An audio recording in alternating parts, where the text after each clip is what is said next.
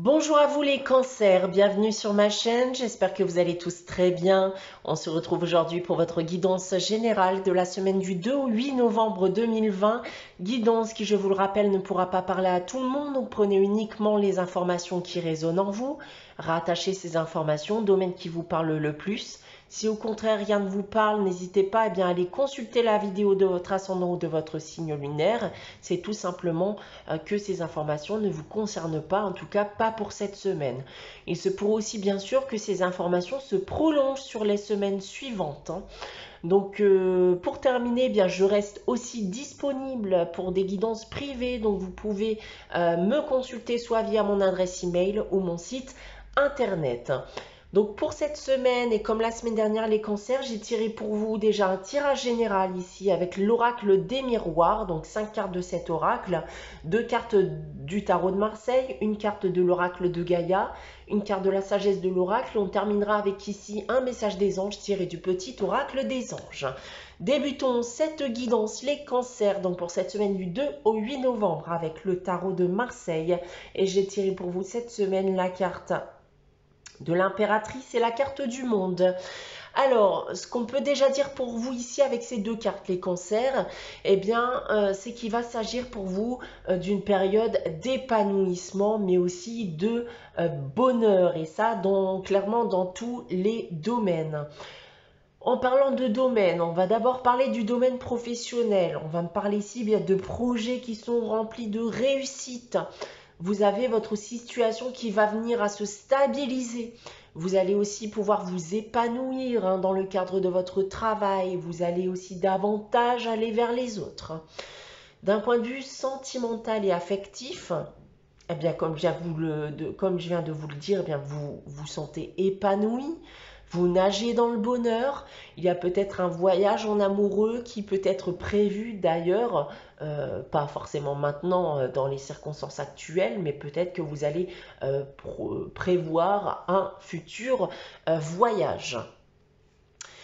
On va terminer avec le financier et le matériel. Je n'ai rien à dire à ce niveau. Il n'y a clairement rien à signaler. Vous avez ici un très bon équilibre financier. Voilà ce que je peux déjà vous indiquer avec ce tarot de Marseille. On va regarder ensuite le tirage général que j'ai effectué avec l'oracle des miroirs. Et j'ai donc tiré pour vous la carte de la projection, la carte du voyage, la carte du boomerang. On a ensuite la carte de la séparation et on termine avec la carte du verdict. Alors, on va me dire ici, les cancers, que vous risquez d'être confrontés à un gros dilemme vis-à-vis du retour d'une personne dans votre vie. Une personne avec qui vous avez passé beaucoup de temps, sûrement plusieurs années. Une personne dont vous étiez séparés, peut-être divorcé. Vous allez donc vous poser beaucoup de questions, notamment sur ce qui est bon pour vous.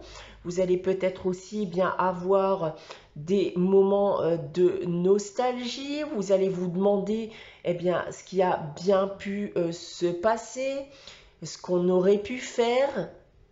Dans tous les cas ici, il semblerait que cette personne face à vous s'attend à une décision de votre part. Donc, vous allez, selon moi, rentrer réellement dans une période de réflexion vis-à-vis du retour de cette personne. On a ensuite avec l'oracle de Gaïa. La carte une danse éternelle. Alors, je vais vous repositionner puisque la caméra a très légèrement bougé. Voilà. Alors, cette carte de la danse éternelle va me dire que vous allez accepter bien sûr les changements qui viennent à vous parce que c'est des changements qui vous font énormément bien. Il est en effet bien sûr inconcevable pour vous de résister à ce qui va vous arriver. Vous avez malgré tout bien sûr le choix du chemin pour y parvenir. On va vous conseiller ici de choisir le chemin le plus facile à parcourir, avec le moins d'embûches possible, hein, puisque dans tous les cas, eh bien, la finalité reste la même. Donc ne vous rendez pas la vie plus dure qu'elle ne l'a déjà été par le passé. On a ensuite avec la carte de la sagesse de l'oracle, la carte chaos et conflit.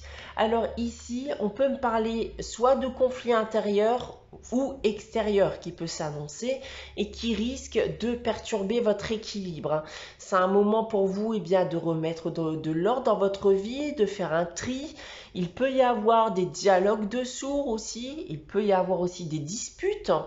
Donc attention aux personnes qui pourraient bien vous entourer, attention aussi bien aux propositions alléchantes qui pourraient bien faire écrouler vos fondations. Voilà ce que je peux vous annoncer donc avec cette guidance. On va terminer celle-ci avec le message des anges et j'ai tiré pour vous, et ça continue de bouger, excusez-moi. J'ai tiré pour vous cette semaine la carte du cadeau précieux. L'amitié, la famille et l'amour sont de précieux cadeaux. Ne perds pas de vue ce qui est essentiel. Voilà pour vous les cancers pour cette semaine du 2 au 8 novembre 2020. J'espère que cette guidance vous aura parlé, vous aura plu. N'hésitez pas à liker, commenter et à vous abonner si ce n'est pas encore le cas.